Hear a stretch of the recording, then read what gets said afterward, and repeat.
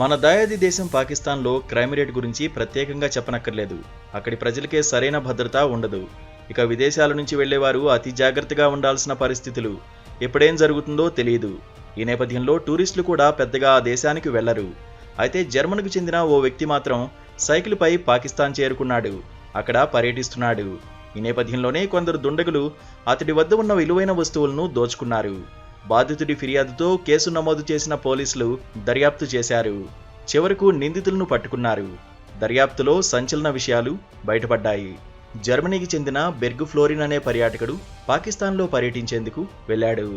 వారం రోజులుగా అతను లాహోర్ ఎయిర్పోర్ట్ దగ్గర క్యాంపు వేసుకుని ఉంటున్నాడు. ఈ నేపథ్యంలోనే అతన్ని గమనించిన కొందరు దుండగులు రాత్రివేళ టెంటు వద్దకు వెళ్లారు. ఆయుధాలతో అతన్ని బెదిరించి ఖరీదైన మొబైల్ ఫోన్తో పాటు కెమెరాను ఎత్తుకెళ్లారు. దాంతో బాధితుడు లబోదిబోమంటూ లాహోర్ పోలీసులను ఆశ్రయించాడు. జరిగిన విషయాన్నంతా వివరించాడు. తాను సైకిల్పై పాకిస్తాన్లో పర్యటిస్తున్నట్లు ఫ్లోరిన్ పోలీసులకు చెప్పాడు. ఆగస్టు 3వ తేదీన రాత్రి రోడ్డు పక్కన టెంటు వేసుకుని ఉండగా ఆగంతకులు లూటీకి పాల్పడ్డారని చెప్పాడు.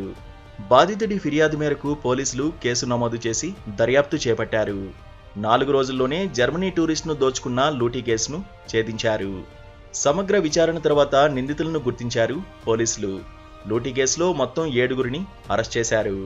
విచారణ సమయంలో తమకు షాకింగ్ విషయాలు తెలిసాయని పోలీసులు చెప్పారు. అరెస్టు చేసిన 7గురిలో 4 పోలీసులే కావడం షాక్కి గురిచేసిందన్నారు.